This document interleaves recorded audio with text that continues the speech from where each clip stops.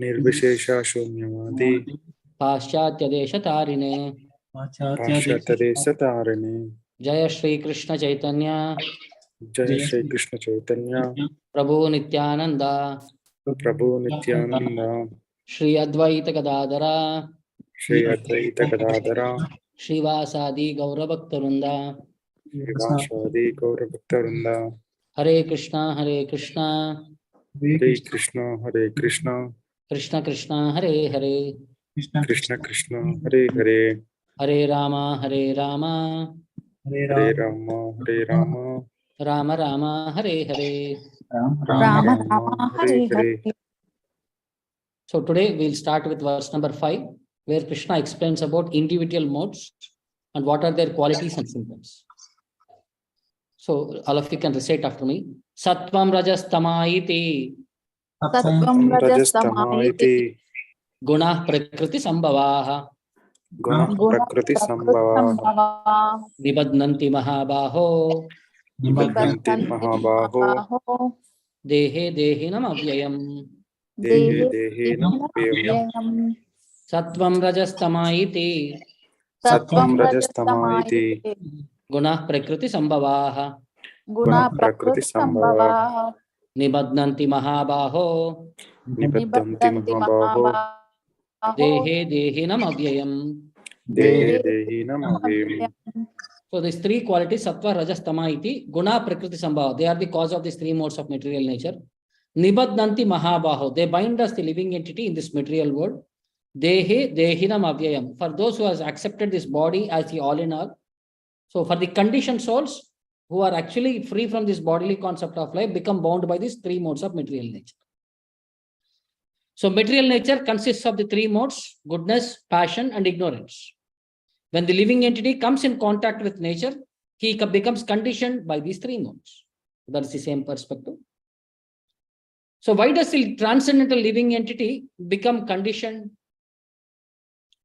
So living entity, although transcendental, but has become conditioned by the material world and thus under the spell of material modes. So different bodies and different activities under the different modes is the cause of varieties of happiness and distress. So different combinations will come out with different outputs. So quoting from Uddhava Gita, 11th canto, Prakritir guna samyam vai, Prakritir natmano gunaha, Sattvam Rajas Tama iti, Sthiti Utpatti Anta Hetavaha. So Prakritir guna samyam vai, nature exists originally as the equilibrium of three modes.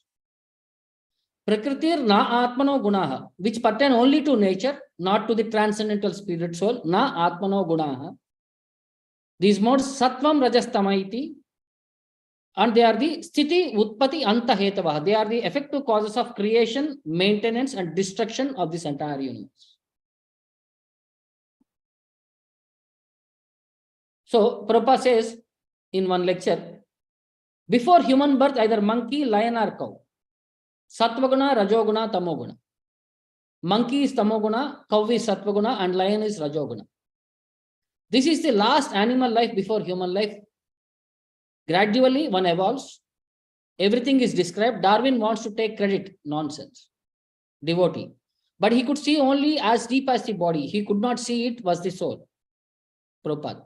He was a rascal speculator. He took the idea from Vedic literature and he wanted to take credit himself and the different hodgepodge theory. The Britishers took the idea from Vedic literatures and presented in British way. Britisher wanted that we are monopolizers of all scientists, all big men. Sir Isaac Newton, then Darwin, Gladstone, everything big British. They wanted it. British means all big men. Therefore, we must rule over the world. All lords, sirs, and this and that. They wanted to prove. The only big men of the universe, they take birth in England, and therefore we should rule over the world. And this was their pledge. So one more place in Bhagavatam. This is in Sankhya Yoga, 3rd canto. Lord Kapila says, Evam paravidhyanena kartrutvam prakriter puman karmasu kriyamaneshu gunair atmani manyate. So evam paravidhyanena, because of forgetfulness, paravidhyanena, Kartrutvam prakrite praman. The transcendental living entity accepts the influence of material nature as his field of activities. Karmashu kriyamaneshu. And thus, gunair atmani manyati. He considers wrongly the activities, he applies the activities to himself.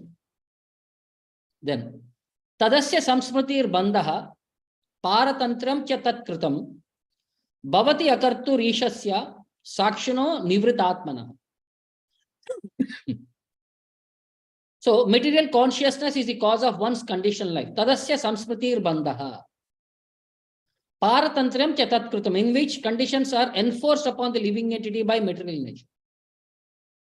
Bhavati akartu rishasya, although the spirit soul does not do anything, akartuhu, and is ishasya, and he is transcendental to such activities, and he is thus affected. Sakshinaha, he is just a witnesser.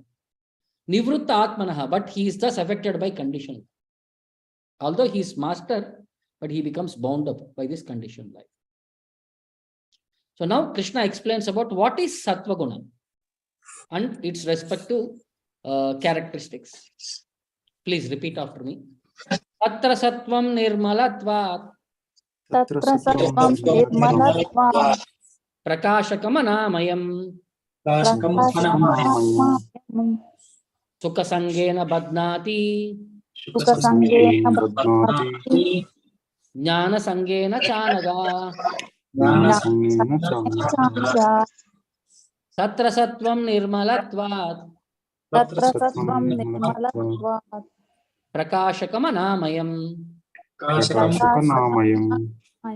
Sukha sangena badnati. Sukha sangena badnati.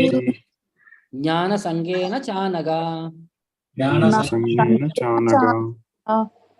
So tatra sattvam nirmalatva. Those who are in the mode of goodness, they are very peaceful, calm, prakashakam, very enlivening, anamayam, free from all diseases or any mental disturbances and all.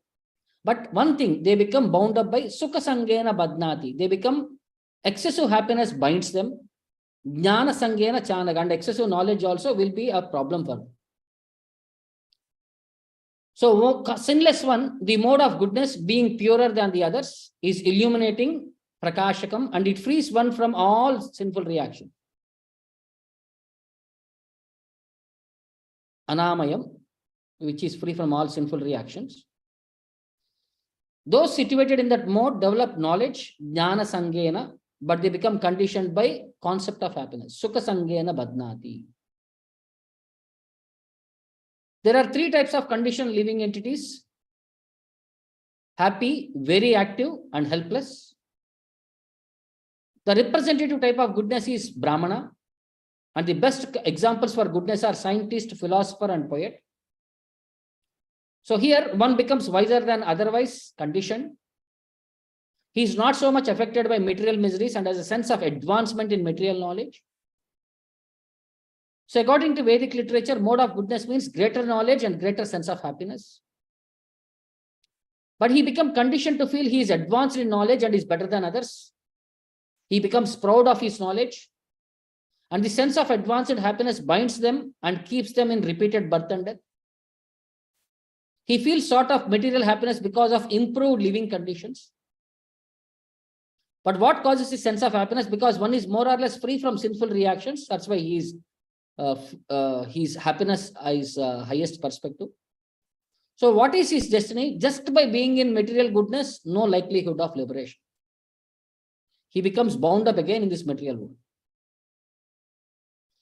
So same thing in Bhagavatam 11th canto, there is a description about qualities of goodness.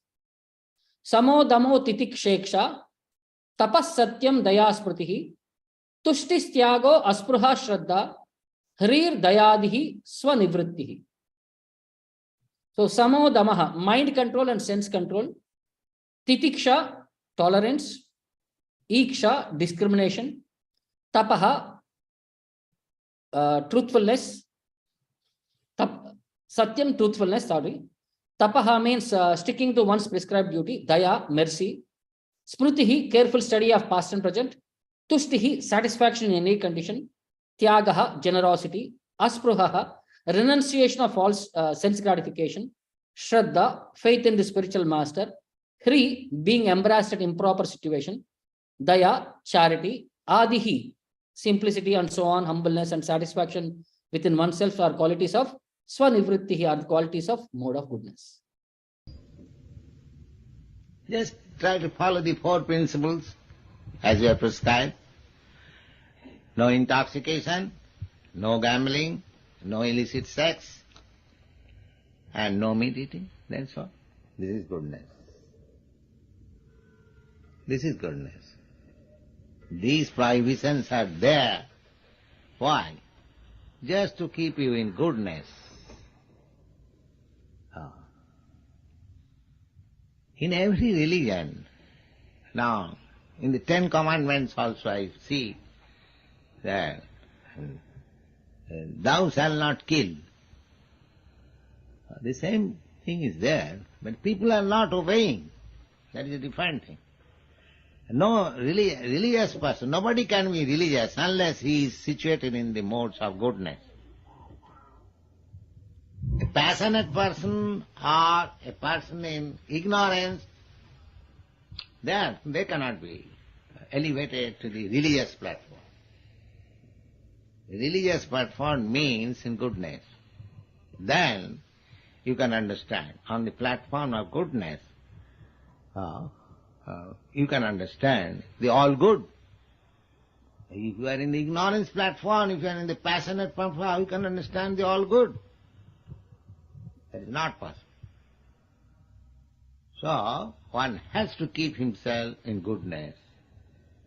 And that goodness means one should follow the prohibitions. Either you follow the 10 Commandments or these 4 Commandments, the same thing. That means you have to keep yourself in goodness. The balance must be in goodness. In the Bhagavad Gita it is stated, Param Brahma Parangadhama Pavitram Paramam Bhavan. Arjuna accepted Krishna as the supermost pure. Yeah, how you can approach the supermost pure without becoming yourself pure? So this is the stepping stone to become pure, because we are contaminated. So, to become pure, Dekadasi, why you observe? To become pure. Brahmacharya, tapasya, austerity, penance, celibacy, keeping the mind always in Krishna consciousness, keeping the body always clean. These things will help us to keep us in goodness. Without goodness, it is not possible. But Krishna consciousness is so nice that even one is in the modes of passion and ignorance, at once will be elevated on the platform of goodness, provided he agrees to follow the rules and regulations and chants Hare Krishna. This chanting of Hare Krishna and following the rules and regulations will keep you intact in goodness, ecstasy, without failure.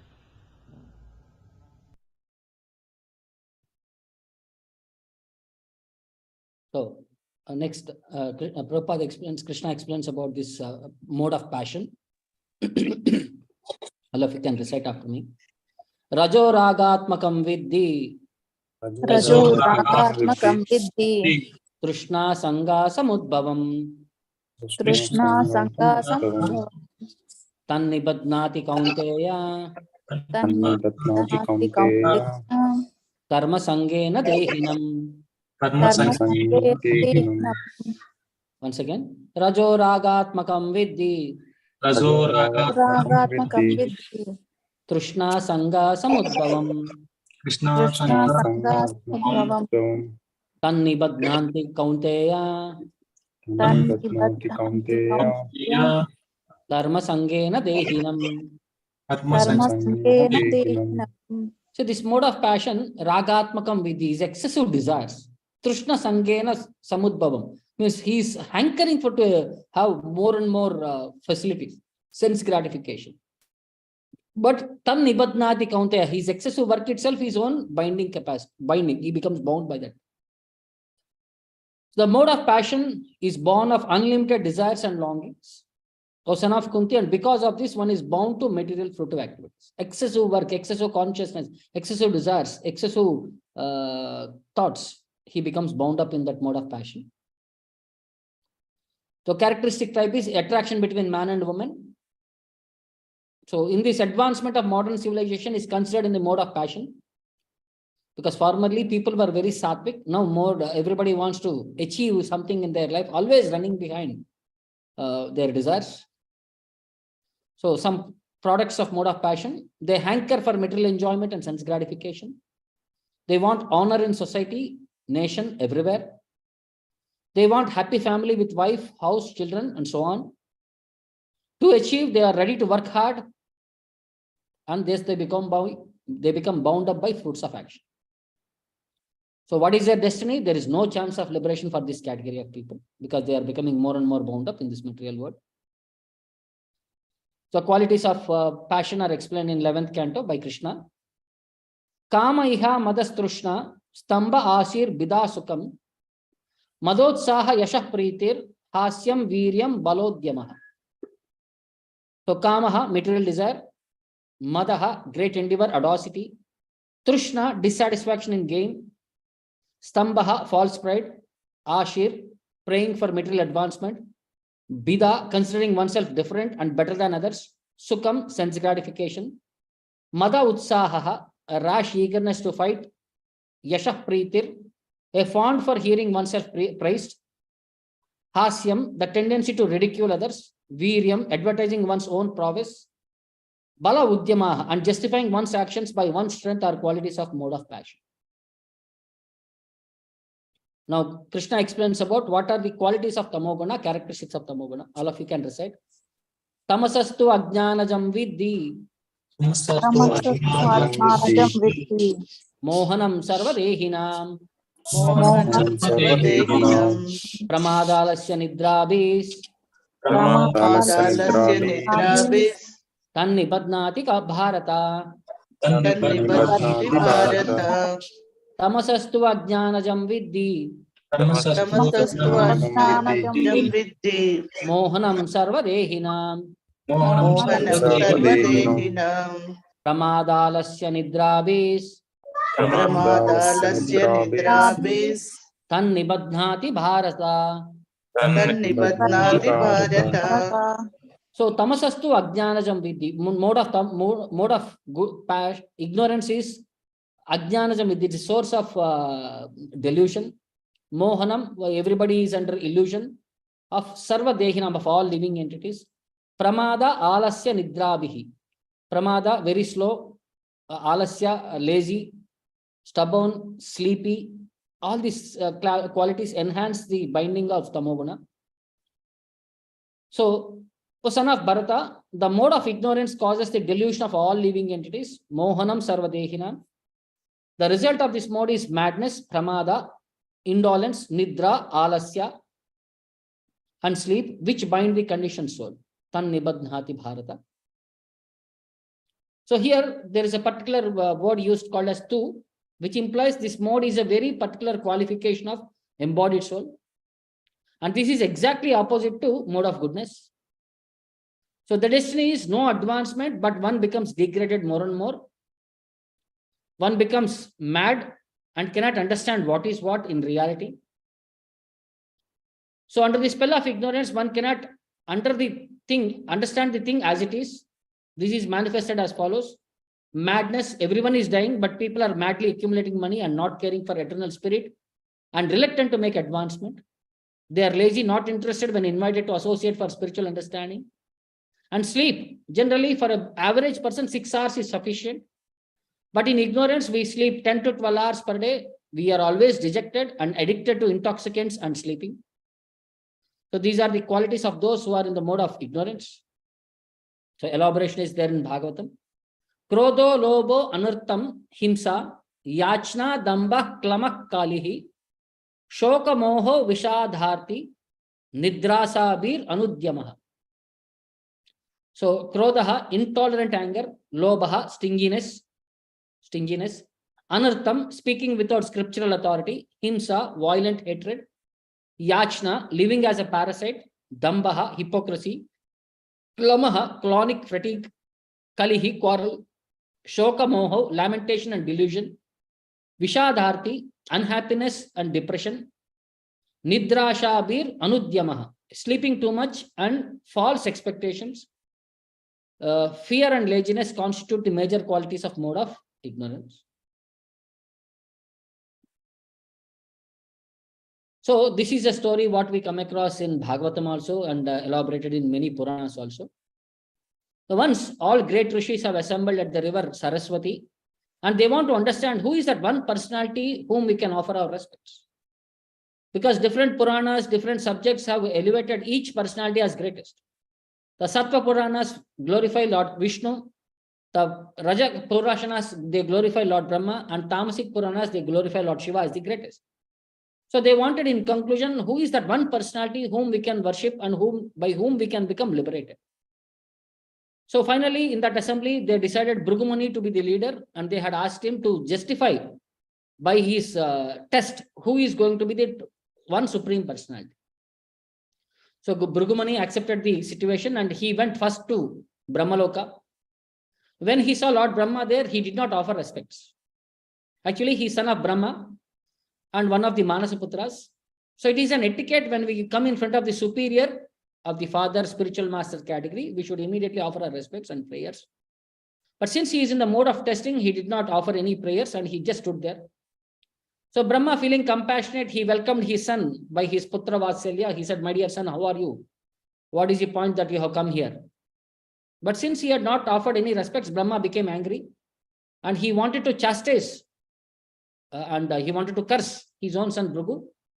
But all the inhabitants there pacified Lord Brahma, saying that it is your own son, please be merciful, do not become angry. So when Bhrigu understood that his father is going to curse him, he immediately left that situation. So he could understand Brahma got offended and he is not free from anger or any of these situations and all. Then from there he went to Kailasha. He wanted to meet his brother Lord Shiva. Lord Shiva is elder than all the other brothers. So when Lord Shiva saw that Bhrigu Muni has come, his younger brother has come, he had come forward to embrace him. But Bhrigu started scolding Lord Shiva by saying, do not touch me. You are a person who roam in the crematorium, who decorate yourself with ashes, bones, all these things and all. You are an untouchable category. So if you touch me, I have to go again and take my bath and become purified. Please don't come and don't touch me. So this irritated Lord Shiva, who wanted to pierce Bhrigu Muni by his Trishula, but Parvati Devi caught hold of him and requested him, you are an elder brother, you have to be compassionate on your younger ones. You have to treat them with mercy. So again here, Bhrigu saw that Lord Shiva was not free from all these qualities. He became angry too. So then he went to Vaikuntha. There he saw Lord Vishnu lying on the serpentine bed and Lakshmi Devi was massaging his feet. He is in a Yoga Nidra posture. So since he was not received, he became more angry. Bhrigu Muni, he went and he kicked on the chest of the Lord. And as soon as Lord was touched by the feet of Bhrigu Muni, he became aware and he got up. And he and Lakshmi Devi immediately requested Bhrigu Muni for offense, freeing them from offense. They made him sit, they washed his feet, they sprinkled the water on themselves and they said, today our lives have become purified, our bodies have become purified, our abode has become purified. So they started glorifying Bhrigu Muni that it is unfortunate that they could not receive him properly, that they could not understand whether he has come. So please forgive them. So seeing the humility of Lord Vishnu, Bhrigu Muni could understand, yes, he is the supreme personality of God. He is that one person to whom we should all surrender. So after begging forgiveness from Lord Vishnu, he comes down and he informs all the sages that Lord Vishnu is the supreme personality of Godhead and everyone have to satisfy him by engaging in devotion service. And in that way, we can become liberated from this cycle of birth and death. So here it says, he offended three personalities by three different ways. Brahma by mind, by not offering respects. Next, Lord Shiva by vacha, by words, by not offering proper respect. Then Karmana, by his activities, he had offended Lord Vishnu. So here we come to this conclusion that Lord Vishnu is the supreme and his perspective has to be, the whole perspective is we have to surrender unto him to become liberated from the secular birth. So that is the aspect of testing all these three personalities. So now in conclusion, what are these three modes and what is happening in this material world is explained by Lord Krishna here. All of you please recite after me. Sattvam shuke sanjayati Tattvam sukhe sanjayati. Sanjayati. rajah karmani bharata Rajah karmani bharata. jnanam avrutya tu tamaha Jnanamavrittu tamaha. Tamaha. pramade sanjayati yuta. Pramade Sanjayati Yuta. Sattvam sukhe sanjayati Tattvam sukhe sanjayati. Sanjayati. rajah karmani bharata Rajah karmani bharata. Bharata. jnanam avrutya tu tamaha Jnanamavrittu Tamaha. pramade sanjayati yuta. Pramade Sanjayati Yuta. Yuta. So what is said about Sattva-guna? Sattva-guna binds one to happiness. Tajoguna, karma sangena, it binds one to activities. And Tamoguna, which covers our intelligence, jnanam avrutya tu tamaha, pramade, we become lazy, indulgent, sleep, all these things to bindness. The mode of goodness condition one to happiness, passion conditions him to fruits of action, and ignorance to madness. So this is what the three modes. In conclusion, what has been explained in these last three verses. So what is difference between goodness, passion, and ignorance? Goodness means person becomes satisfied by his work or intellectual pursuit. Passion means one engages in fruitive work and owns as much as he can and spends for good causes. Sometimes he tries to open hospitals or gives charity to institutions. Ignorance is whatever one does is neither good for him nor for anyone. He is in an ignorant state. He doesn't know to discriminate what is good and bad. Like in one purport, Prabhupada says, the devotee is therefore above the three modes of material nature and is even transcendental to the Brahmana platform. A Brahmana may be infected by two baser modes, namely Rajoguna and Tamoguna. But a pure devotee who is free from all material desires experienced on the mental platform and who is also free from all emphoric philosophical speculation or fruitive activity is always above this material conditioning and is always liberated. He is known as Jivan Muktaha. So in conclusion, what Krishna says in Bhagavatam, Purusham Sattva Samyuktam Anumiyat Shamadivihi Kamadivihi Rajo Yuktam Krodades Tamasayutam. So a person exhibiting qualities such as self-control is understood to be predominantly in the mode of goodness. Shamadivihi, self-control, Shama. Kamadivihi, a similarly passionate person is recognized by his lust. And in one in ignorance, Krodadye, recognized by the qualities such as anger. So obstacles presented by the three modes, goodness, no impetus to take up spiritual life. Why? Because of excessive happiness.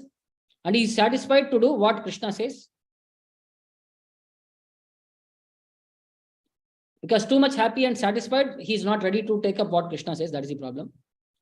Hard to be humble. Why? Because he has a sense of superiority. I know everything. You did not teach me. Hard to learn because he says, I know everything. Again, the same principle, knowledge principle. Passionate. He can't give up the fruits. Why? Because he wants to fulfill unlimited desires. Thus become very attached, often willing to sin to fulfill desires. Thus cannot take up bhakti without determination. Ignorance is one is too deluded to recognize Krishna's instructions and too lazy to perform austerities. So this is in conclusion till now whatever we have understood in these three gunas. There were three friends. They were very poor and lived in a very small village. The land in the village was very infertile and there was no work to do. One day these friends decided to go to a big city and find some work there. So one early morning they packed their bags and left for the city. They had no money, so they decided to walk to the city. It was the month of May, when the summer was at its peak in India. By noon all their water and food were finished, so they decided to take a short break and rest under the shadow of a tree in the nearby forest. They were hungry and thirsty, but there was no food or water left. When they were resting under a tree, one of them spotted a big mango tree loaded with mangoes.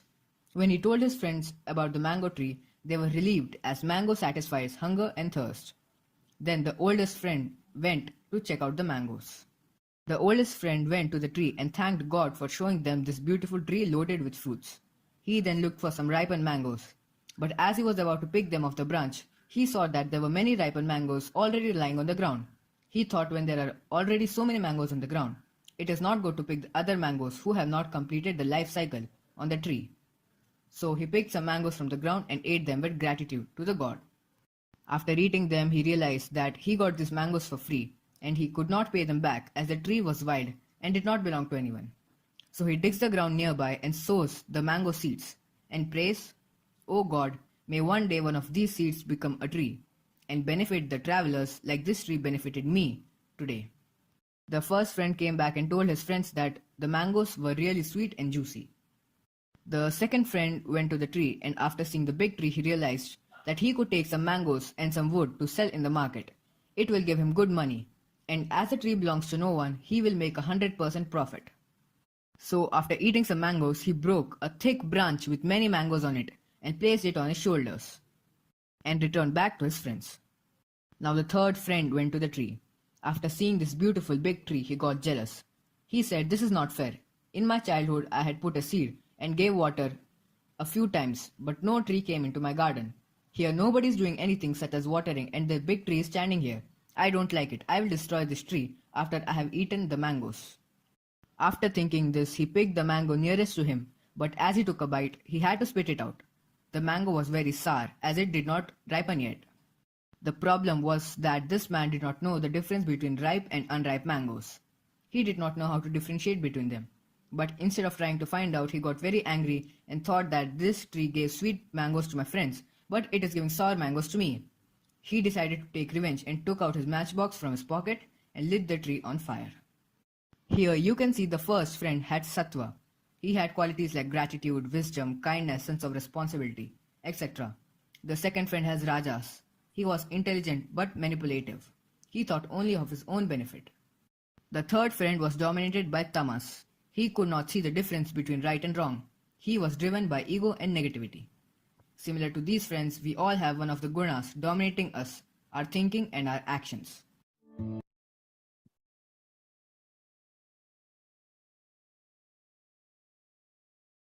So this is the perspective of understanding how the three modes will impact our consciousness.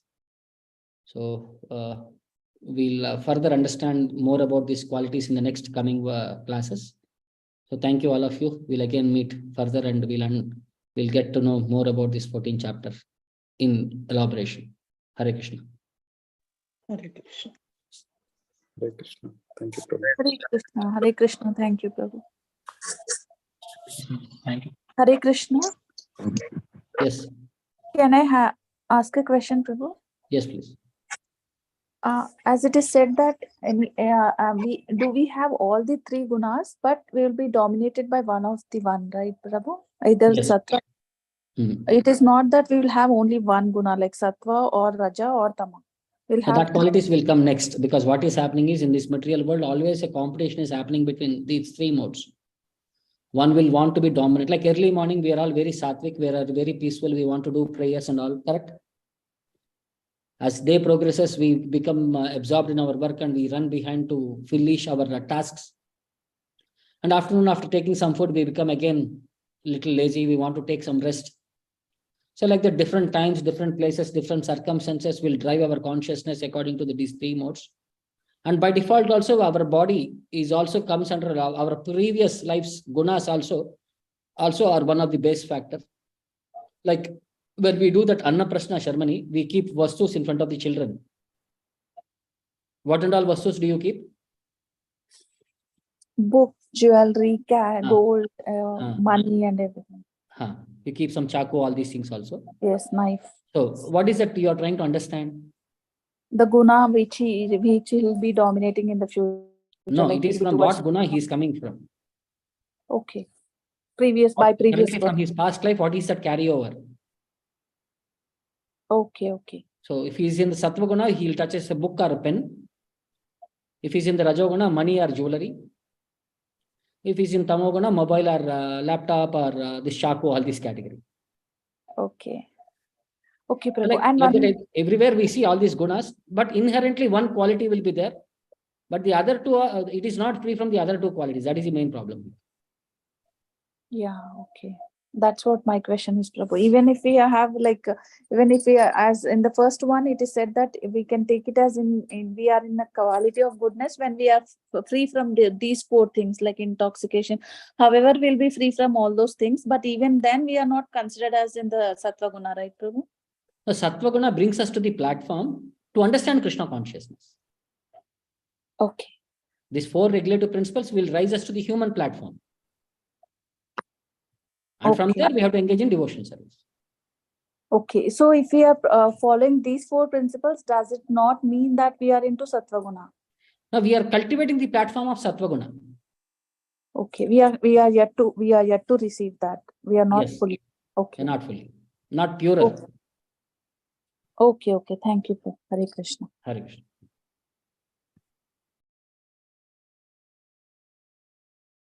So thank you, all of you. We'll all meet next week. Hare Krishna.